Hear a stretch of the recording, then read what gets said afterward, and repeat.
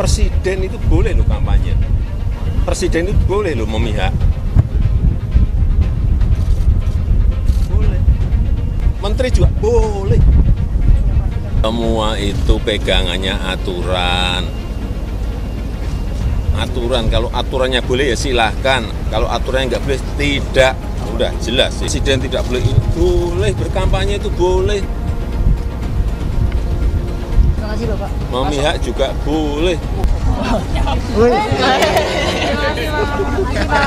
Mari kita sorot sikap Gibran pasca debat dengan rendah hati. Dia tidak hanya sekali, tapi 2 kali meminta maaf dan bahkan sampai mencium tangan sebagai tanda hormat. Ini bukan hanya soal etika, tetapi juga sebuah langkah gentleman yang langka di dunia politik kita. Gibran menunjukkan bahwa di balik gaya ekspresifnya, dia punya hati besar untuk mengakui kesalahan dan belajar dari situ. Gaya bicaranya yang langsung dan ekspresif tipikal anak muda ternyata membawa angin segar di panggung debat politik. Namun, siapa sangka ekspresinya yang begitu berapi-api ternyata bisa menimbulkan salah paham. Bahkan mungkin menyinggung beberapa pihak. Muda dan emosi adalah sifat manusia, tapi kebesaran hati untuk meminta maaf adalah nilai-nilai luhur budaya Indonesia yang harus dimiliki oleh pemimpin bangsa. Gibran menunjukkan hal ini, malah itu suatu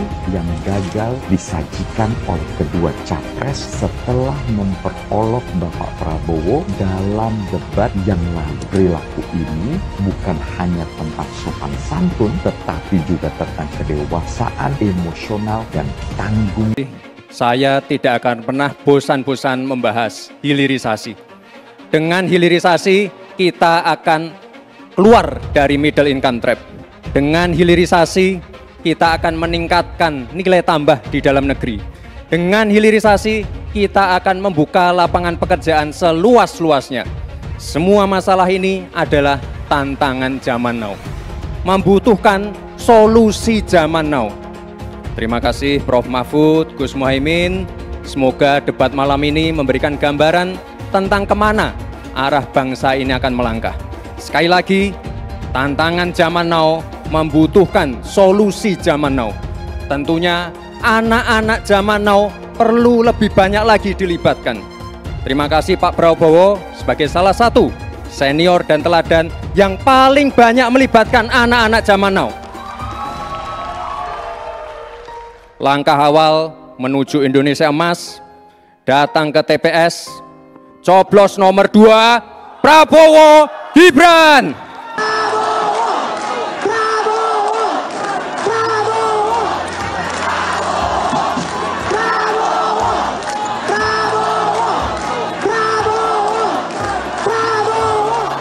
Ini diinisiasi para sahabat ojol yang sehari-hari membantu masyarakat mendapatkan harapannya.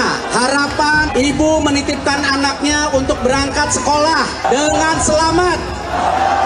Harapan pergi ke kantor dengan selamat, betul. Tapi ada juga yang lapar. Harapan apa? Makanannya datang tepat waktu. Pak Prabowo adalah pemimpin yang bisa menepati janji. Saya menyampaikan rasa hormat saya kepada kalian semua. Saya menghargai saudara-saudara sekalian. Bekerja dengan sangat keras mencari kehidupan yang layak untuk anak istrimu. Saya sudah catat semua. Saya akan berjuang untuk saudara-saudara sekalian.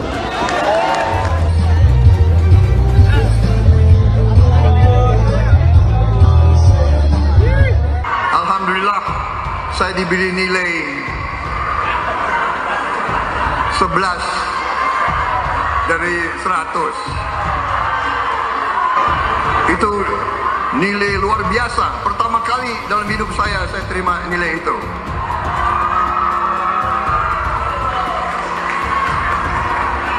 Dari orang yang saya beri kebaikan.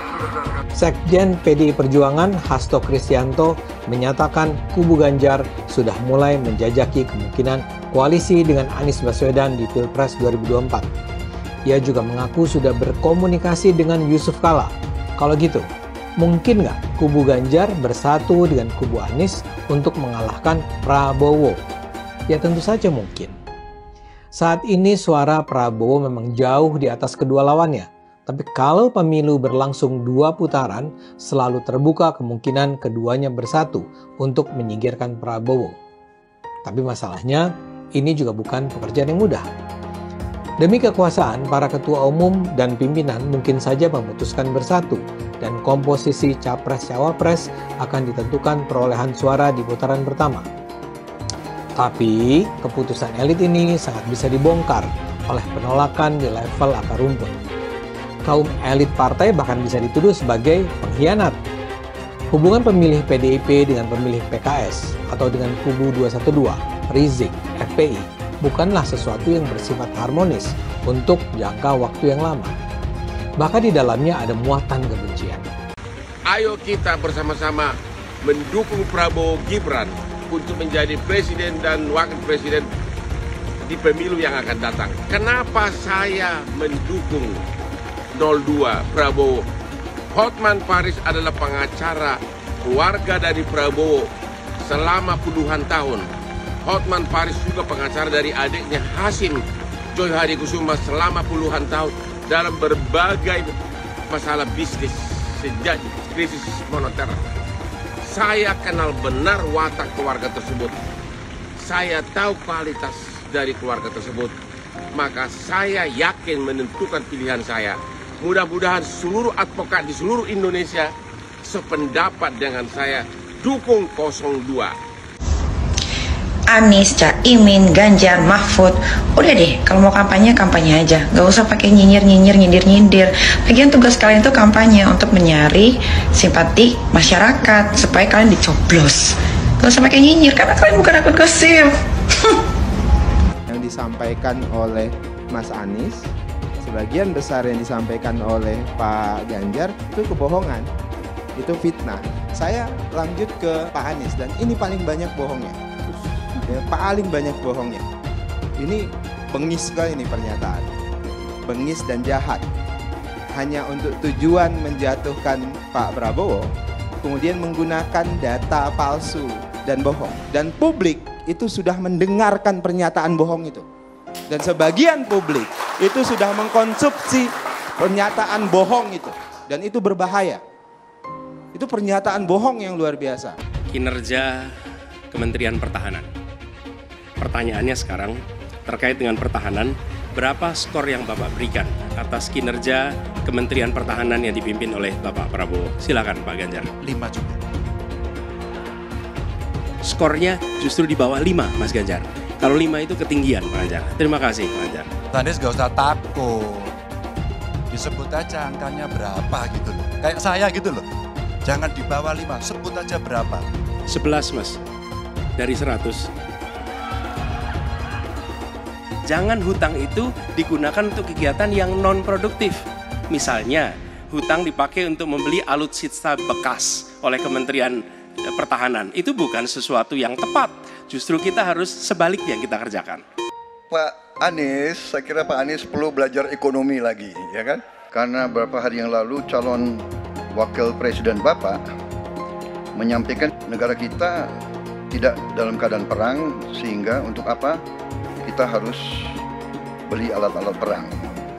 Tapi hari ini Bapak mengatakan Bapak setuju. Ya, sekali lagi data-data yang Bapak pegang adalah keliru. Dan juga Pak Ganjar tadi juga banyak kelirunya. Saya sangat transparan dan semua partai yang mengusung Bapak, Profesor Anies, mendukung APBN, berarti mendukung program saya.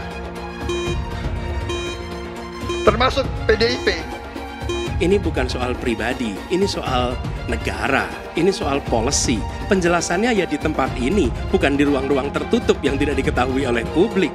Justru kalau Bapak ketahui datanya salah, tunjukkan di tempat ini sehingga publik bisa mengetahui, bukan dalam pertemuan-pertemuan lain yang tidak jelas. Pak Anies.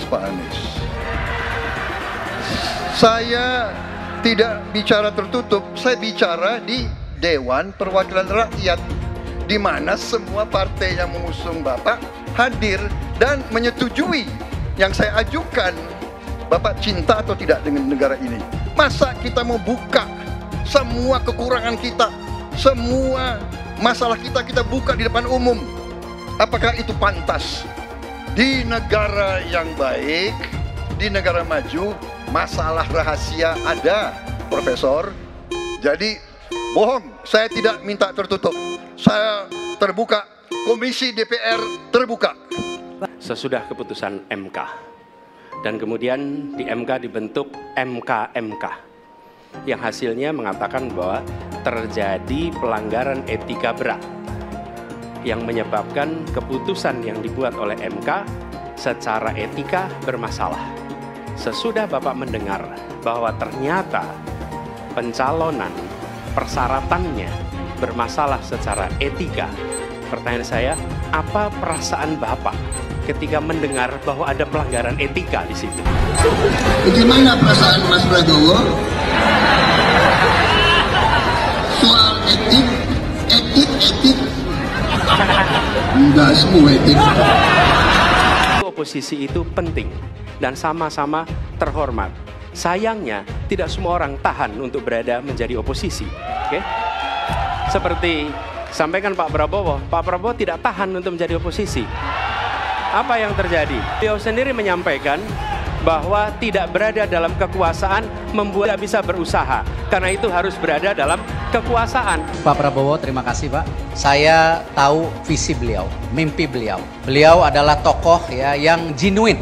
Ini paling penting genuine. Saya merasa alhamdulillah saya bersatu dengan Pak Jokowi. Pada dasarnya kita sadar bahwa kita dua-duanya bekerja untuk bangsa dan negara dan rakyat. Cari teman, rukun, kerjasama, teamwork. Pak Prabowo, karena nomor 2 saya pertanyaannya 2. Ada 12 kasus pelanggaran HAM berat, mulai dari peristiwa 65, penembakan misterius, Talang Sari, penghilangan paksa sampai Wamena. Pertanyaan kedua, di luar sana menunggu banyak ibu-ibu, apakah Bapak bisa membantu menemukan di mana kuburnya yang hilang agar mereka bisa berziarah? Apalagi mau ditanya kepada saya sudah menjawab berkali-kali, ada rekam digitalnya. Saya sudah jawab berkali-kali, tiap 5 tahun kalau polling saya naik, ditanya lagi soal itu.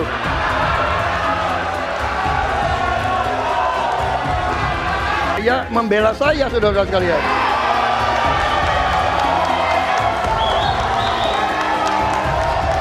Jadi masalah HAM jangan dipolitisasi, Mas Ganjar ya. Apa komentar Pak Prabowo terhadap putusan MK yang melahirkan MK itu?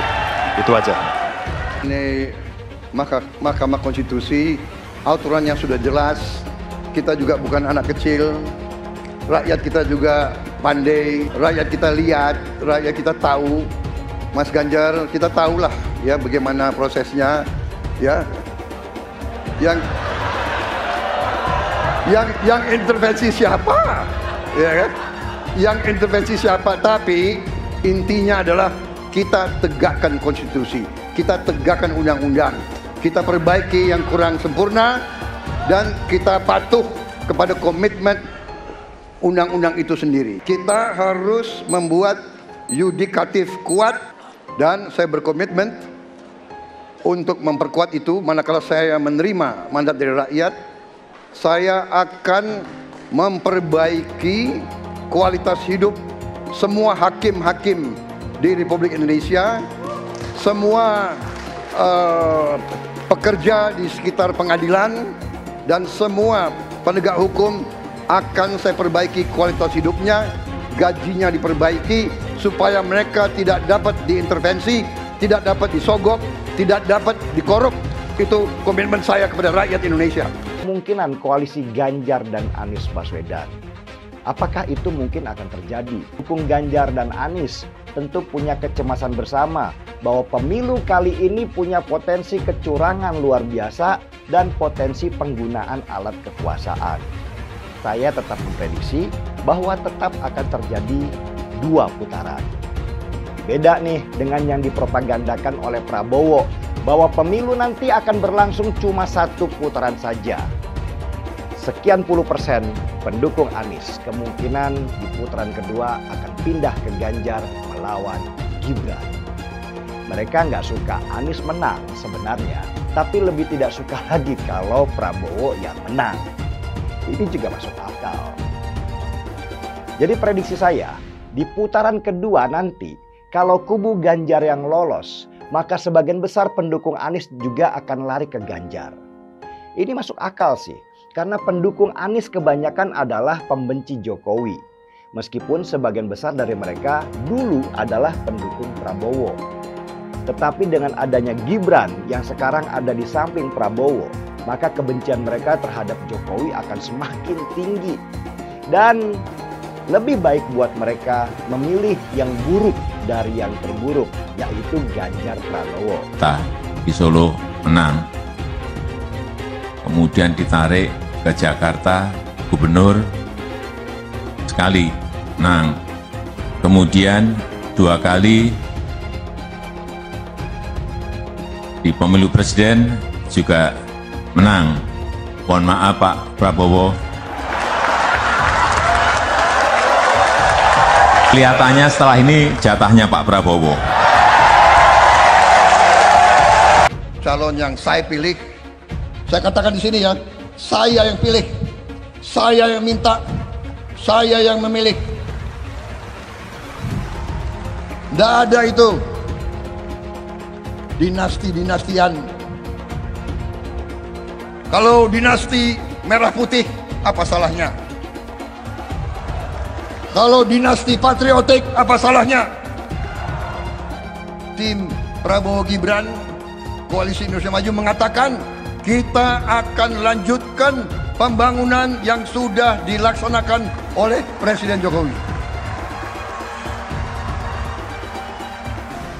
Kita tidak ragu-ragu mengatakan IKN akan kita lanjutkan.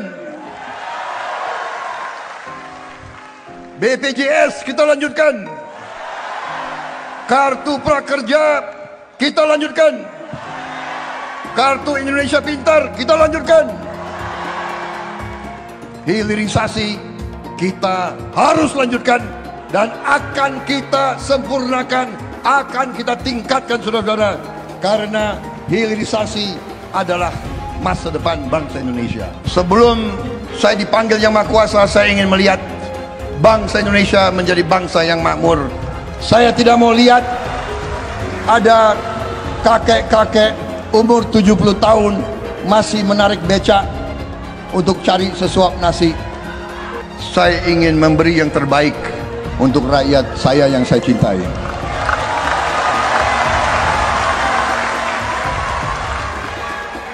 Saya selalu menggaungkan yang namanya narasi keberlanjutan, narasi penyempurnaan. Jadi nggak ada yang namanya arah baru atau perubahan. Kalau surveinya bagus, kita kerja keras lagi, biar bisa 1 putaran. Apa kita membutuhkan pemimpin yang namanya Pak Prabowo Subianto dan Gibran Raka Bumi Raka. Saudara-saudara semua, Indonesia adalah negara besar. Tidak bisa dipimpin oleh orang-orang yang baru berpikir mau coba-coba nanti akan. Pak Prabowo adalah figur yang sangat luar biasa syarat dengan pengalaman. Beliau adalah mantan jenderal, mantan komandan Kopassus, Pangkostrat, dan sekarang jadi Menhan yang disegani di dunia internasional. Mas Gibran adalah anak muda yang visioner, yang berangkat dari UMKM, yang sekarang menjadi wali kota sukses memimpin kota Solo.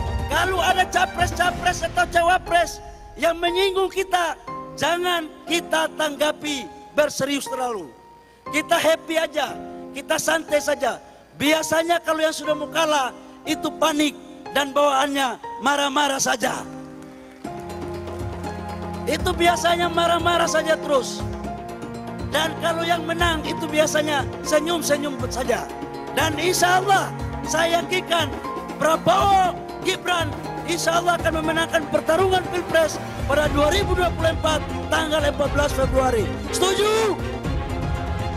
Pak Prabowo maju jadi presiden, partainya sendiri, tidak ada yang mengendalikan. Nah, biayanya, saya yakin dia punya uang. Kepentingan pribadinya nggak ada. Anaknya cuma satu, sudah mandiri itu menjadi desain interiornya BMW. Nggak ikut politik, jauh dari politik. Ya kan? Kepentingannya apa? Hanya kepentingan ingin mewakafkan diri bagi bangsa. Artinya, dalam diri Prabowo hanya ada Prabowo Subianto, nggak ada yang lain. Saya mensyukuri kenapa kalah, kenapa ditahan. Saya bersyukur atas itu semua. Saya coba bayangkan ya, kalau seandainya waktu itu kita menang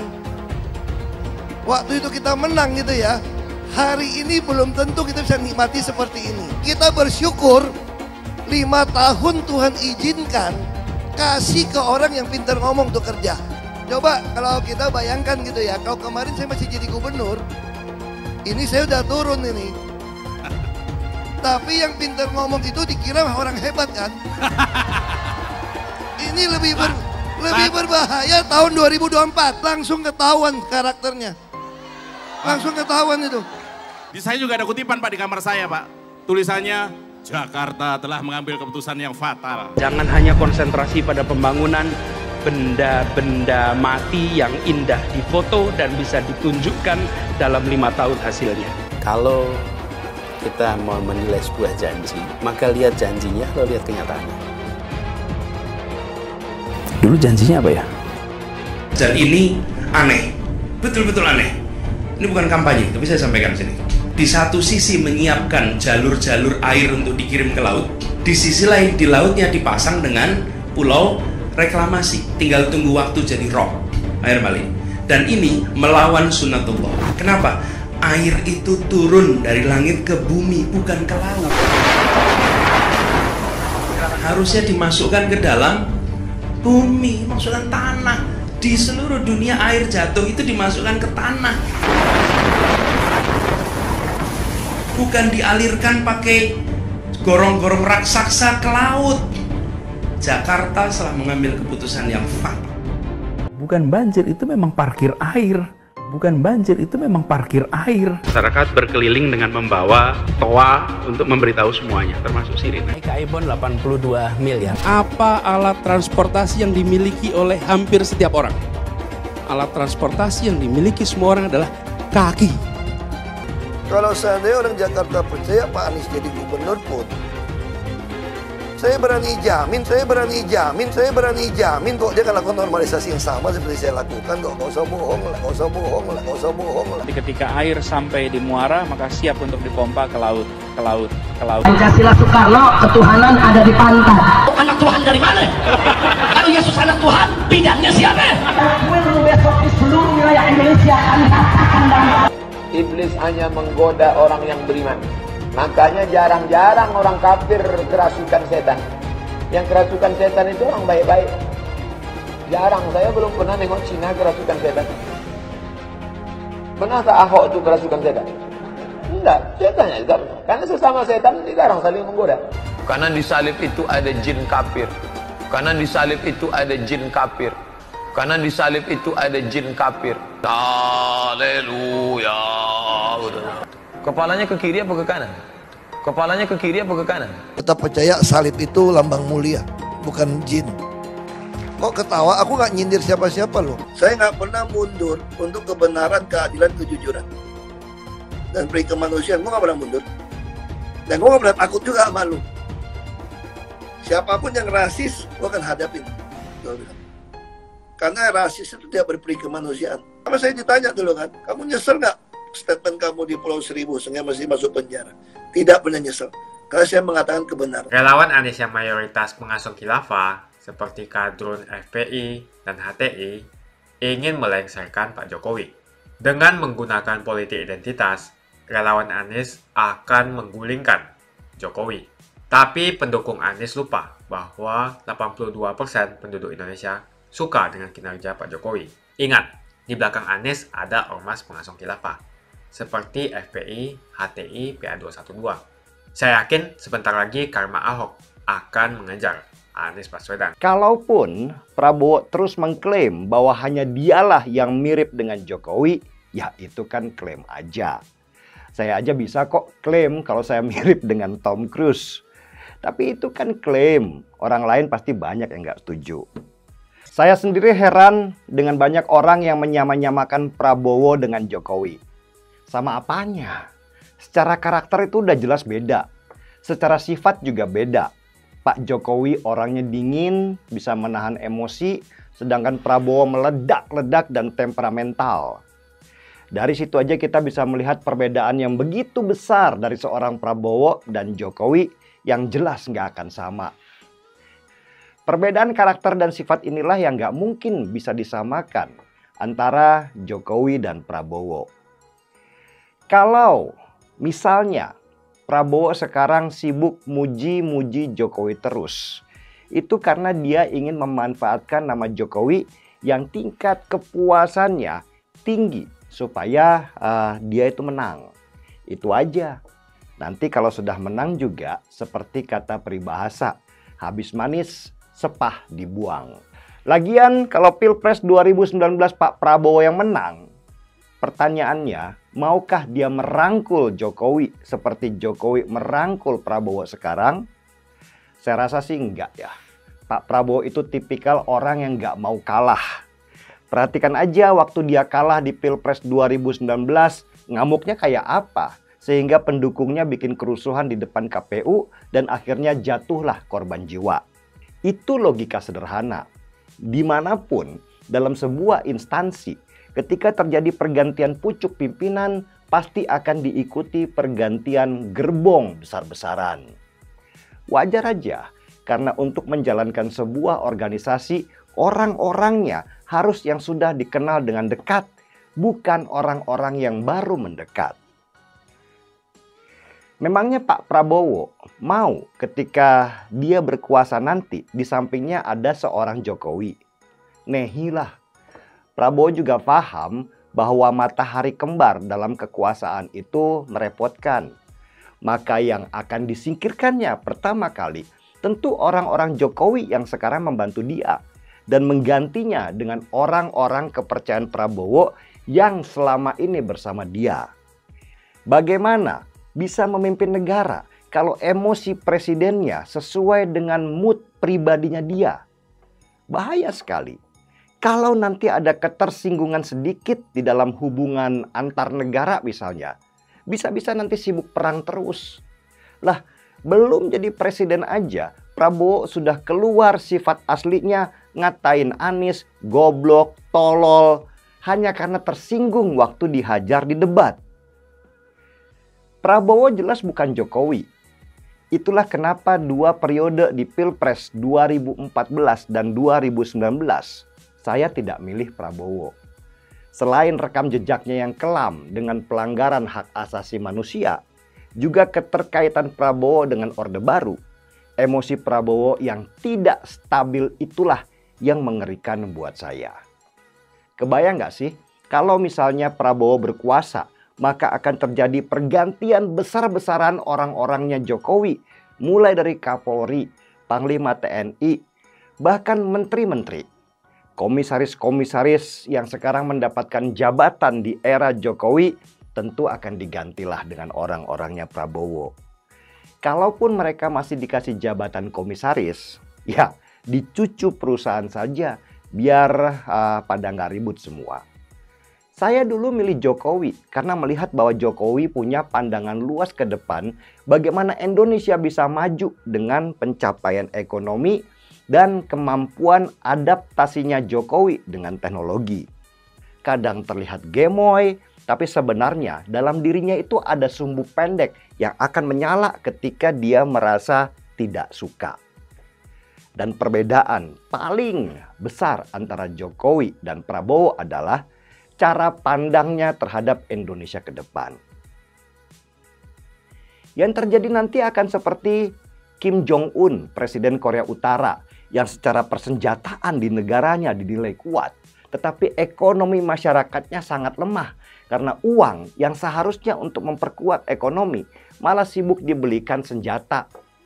Rakyat akan dikorbankan ekonominya karena ketakutan Prabowo yang berlebihan. Kebayang nggak? Ketika dunia berubah dengan teknologi, Prabowo pasti gagap dengan perubahan itu karena ketidakmampuannya untuk beradaptasi. Yang dilakukan oleh Prabowo adalah terus-menerus beli alutsista, beli senjata, seakan-akan kita akan mendekati perang. Dan dampak untuk mengamankan ekonomi yang lemah nanti, apalagi selain pajak juga nanti akan dinaikkan setinggi-tingginya. Kalau Prabowo itu, cara pandangnya itu masih jadul banget. Coba perhatikan ketika debat di tahun 2019. Prabowo bahkan nggak ngerti dengan konsep unicorn dan hanya bisa menjawab, yang online-online itu ya. Itu menunjukkan Prabowo tidak mampu beradaptasi dengan situasi saat ini, apalagi dengan situasi di depan nanti. Itu memang karakter aslinya Prabowo dan tidak bisa dipaksakan juga dia untuk bicara teknis dengan data. Prabowo bukan orang yang mampu bicara data, dia hanya kuat di retorika. Coba saja perhatikan lagi, ketika dia menjadi pembicara, yang ada itu cuman motivasi saja tanpa ada sebuah rencana teknis dan strategis yang matang. Saya tidak bisa membayangkan apa yang terjadi seandainya Prabowo nanti memerintah. Apalagi di sampingnya ada anak bau kencur yang sama sekali nggak punya pengalaman di dalam mengatur negara yang begini besar. Jadi di mananya sih Prabowo itu mirip dengan Jokowi? Nggak ada sama sekali. Beda jauh. Dan ini yang membuat saya sejak dulu tidak memilihnya menjadi pemimpin tertinggi di negara ini. Semakin dekat Pilpres, relawan Anies semakin beringas dan Anies semakin galau. Dengan menggunakan politik identitas, relawan Anies akan menggulingkan Jokowi. Relawan Anies yang mayoritas mengasuh khilafah, seperti kadrun FPI dan HTI, ingin melengsarkan Pak Jokowi. Tapi pendukung Anies lupa bahwa 82% penduduk Indonesia suka dengan kinerja Pak Jokowi. Saya pikir kalau terjadi baku hantam, maka ada 82% yang akan menghajar kadrun pengasuh khilafah itu. Nasdem pun semakin pusing melihat Anies, karena elektabilitas Anies semakin jatuh. Dan banyak kader-kader Nasdem terjerat kasus korupsi, seperti belakangan kasus korupsi BTS. Kasus korupsi 8 triliun yang dilakukan oleh kader terbaik Nasdem yaitu Johnny G. Plate, ini sangat menghantam Partai Nasdem, menteri dari Kementerian Pertanian, di mana ini juga adalah dari Partai Nasdem. Apalagi belakangan ada 120.000 kader dari Partai Nasdem pindah ke Partai Perindo. Semenjak Nasdem mengusung Anies, banyak sekali petaka yang diterima oleh Nasdem. Apakah ini merupakan karma dari Ahok? Silahkan komentar di kolom komentar. Yang jelas saya tidak akan memilih Anies, karena Anies bukan pribumi yang jelas. Dan Anies juga merupakan antitesis daripada Jokowi. Antitesis artinya bertolak belakangan dengan semua kebijakan Jokowi. Anies sudah terang-terangan menyebutkan dia tidak akan melanjutkan kinerja dari Pak Jokowi. Tidak ada infrastruktur yang akan dibangun jika Anies memimpin Indonesia 5 tahun ke depan. Lagi pula Anies juga didukung oleh khilafah dan pendukung Anies dari ormas seperti FPI dan juga HTI. Apa kita mau FPI dan HTI kembali di Indonesia jika Anies memimpin? Anies adalah bapak politik identitas yang menghalalkan segala cara untuk menggapai kekuasaan, termasuk menggunakan politik identitas berbasis agama. Kita lihat di kasus Ahok. Kita sudah bisa melihat kinerja Anies selama 5 tahun di Jakarta, dan ini merupakan rekam jejak Anies Baswedan. Tidak ada satupun janji yang dipenuhi, dan tidak ada kinerja yang bisa dibanggakan. Dari DP 0%, OKOC, kelebihan bayar, Formula E, banjir, sumur resapan, jalan rusak, dan gonta-ganti nama jalan. Jadi saya rasa tagline perubahan yang diusung Anies adalah tagline merubah kata korupsi menjadi kelebihan bayar, supaya semua koruptor tidak dijerat oleh pasal korupsi. karena mereka semua hanya melakukan kelebihan bayar. Jadi perkataan Ahok sudah terbukti dan Jakarta sudah menjadi korban. Jangan biarkan Indonesia menjadi korban kibulan Anies Baswedan. Suara minoritas jangan lagi merasa takut untuk memilih pemimpin yang membela hak minoritas. Karena Anies jelas hanya memanfaatkan suara minoritas untuk mendapatkan suara. Ingat, di belakang Anies ada ormas pengasong khilafah seperti FPI, HTI, PA212. Saya yakin sebentar lagi karma Ahok akan mengejar Anies Baswedan. Begitu saja opini saya hari ini. Tuliskan opini kalian tentang Anies Baswedan di kolom komentar. Dan juga tuliskan pendapat kalian tentang people power oleh relawan Anies untuk melengsarkan Pak Jokowi. Tuliskan pendapat kalian. Jika kalian siap untuk melawan people power yang digaungkan oleh relawan Anies, ayo tuliskan lawan people power di kolom komentar.